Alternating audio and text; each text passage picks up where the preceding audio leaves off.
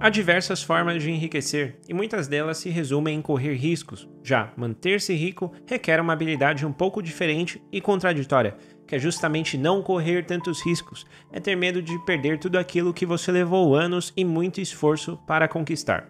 Acontece que o dinheiro obedece leis que exigem atenção e muita, mas muita cautela. É você se preparar para situações pouco prováveis, é você ter disciplina e conseguir manter a cabeça no lugar, mesmo nas situações mais difíceis. Se você simplesmente deixa o seu dinheiro parado, ele vai sendo corroído pela inflação. Se você investe ele de uma maneira ruim, você irá perdê-lo de vista. E se você consegue juntar certa quantia de dinheiro e tem pessoas que dependem de você, como você consegue passar essa mensagem de não gastar esses recursos sem ofender essas pessoas? Por isso, antes de ter dinheiro, é interessante você saber que tipo de pessoa que você tem que se tornar e quais habilidades que você deve ter para não perder esses recursos de vista, já que um tolo e o seu dinheiro logo se separam. E diante de tudo isso, a gente vai responder umas perguntas aqui nesse vídeo. Por que algumas pessoas perdem tudo? Quais competências nós temos que desenvolver para evitar o risco de passarmos por dificuldades financeiras? E como passar essa mensagem para outras pessoas que dependem de mim?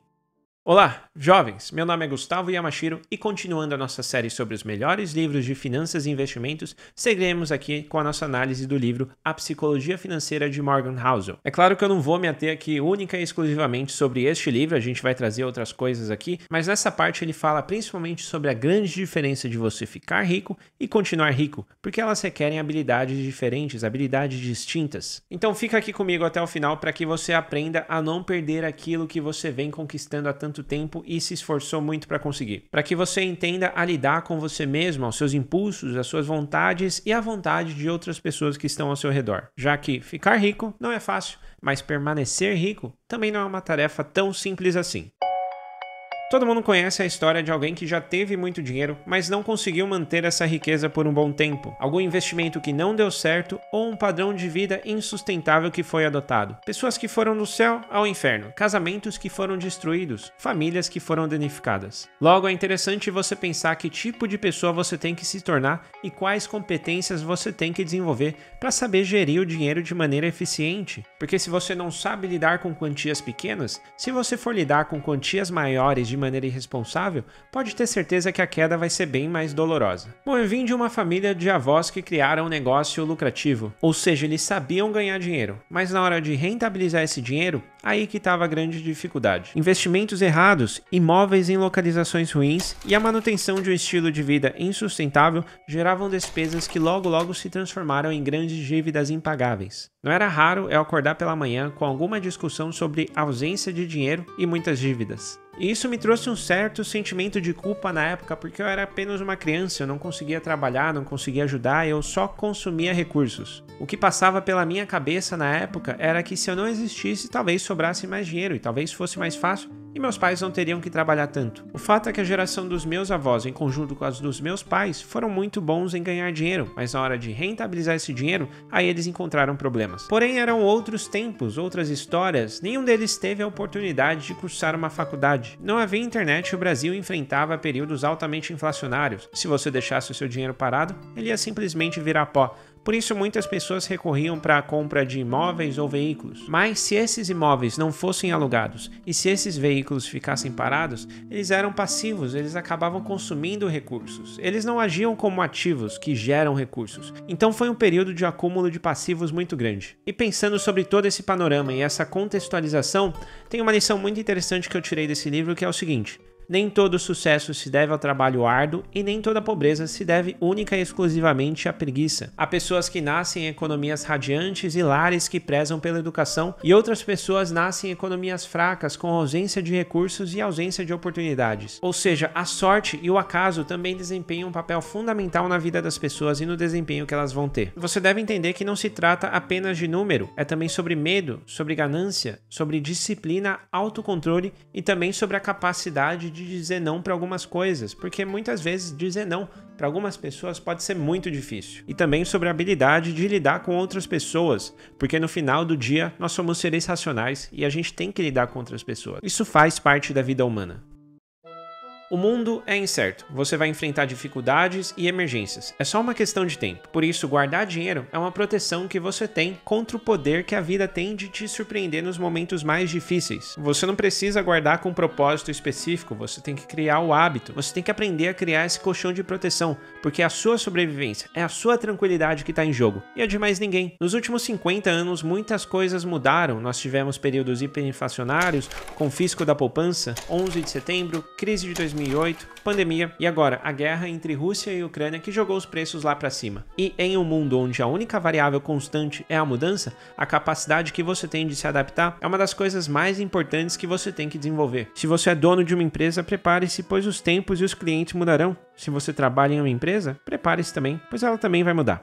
Competências e habilidades são ensinadas, já adaptabilidade e comprometimento vai ser válido em qualquer época e são peças fundamentais para você se encaixar em qualquer lugar. Quando você for aplicar uma certa quantia de dinheiro, mais do que você obter grandes retornos, o foco é você ser à prova de falências. Tenha cuidado, calcule bem os riscos, leia muito bem os contratos que você vai assinar. Se você vai começar um negócio próprio, a chance de você se atolar em dívidas impagáveis é muito grande. E eu não estou falando aqui para desanimar ninguém, o fato é que isso acontece, eu quero que você preste atenção nos riscos, porque vira e mexe a gente vê uma série de histórias de vencedores, mas a gente não dá atenção em uma coisa chamada a evidência silenciosa, que são aquelas histórias que a gente não conhece, são pessoas que ficaram pelo caminho, casamentos que foram destruídos, famílias que foram arrasadas. E talvez essas histórias sejam tão importantes quanto as histórias dos vencedores, porque lá estão os erros que a gente não deve cometer, lá estão os detalhes mais importantes.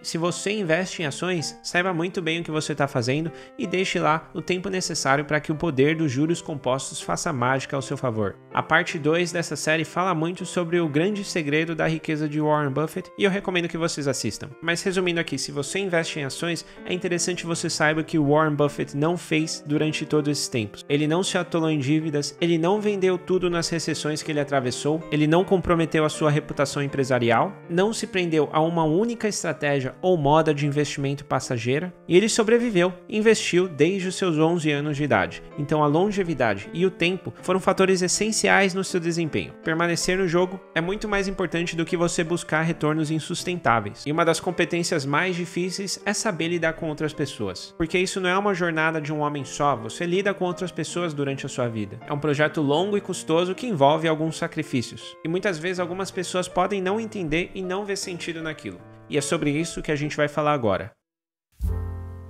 Bom, para mim a dinâmica do dinheiro é muito simples. Ele vem difícil, mas vai muito fácil. Por isso, se você trabalhou e despendeu seu tempo para juntar certa quantia, você é a pessoa que mais sabe do custo daquele dinheiro. Quanto que você teve que se esforçar para obter aquilo. Por isso, você vai ter uma maior noção da representação que aquele valor tem na sua vida. E tendo a melhor noção sobre o custo, você também vai conseguir ter uma ideia muito boa sobre a relação custo-benefício de alguma coisa que você vai adquirir ou de alguma coisa que você vai deixar de comprar. Por isso é interessante que você tome a frente dos seus próprios recursos. Não estou falando para você desconsiderar toda e qualquer opinião alheia, mas é interessante que você tome a frente e tome esse senso de autorresponsabilidade. E saiba que o único responsável pela alocação dos seus recursos é você mesmo. É aquela história que eu sempre falo, dinheiro é uma questão de valor, é algo subjetivo. O que faz sentido para mim pode não fazer sentido para você. E diante disso, as pessoas devem prestar atenção e saber a autonomia de cada um. Saiba que a vida é feita pelas conversas difíceis que você não teve. Por isso, na hora de determinar valores, é interessante abrir o jogo e as suas preferências e o que você acha de cada coisa para tornar esse processo de decisão de utilização dos recursos, de utilização do dinheiro de maneira mais simples, de maneira mais leve, sendo claro quanto os seus princípios e as suas prioridades no momento, e saber dizer e explicar isso para os outros também é essencial. Bom, eu acredito que uma peça fundamental é o diálogo, principalmente aquele diálogo onde você pode expor as suas preferências e os seus valores.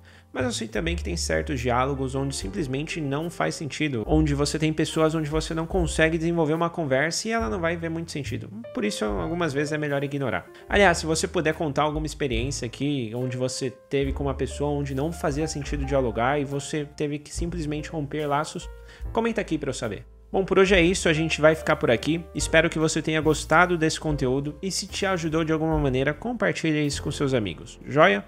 Muito obrigado e até a próxima!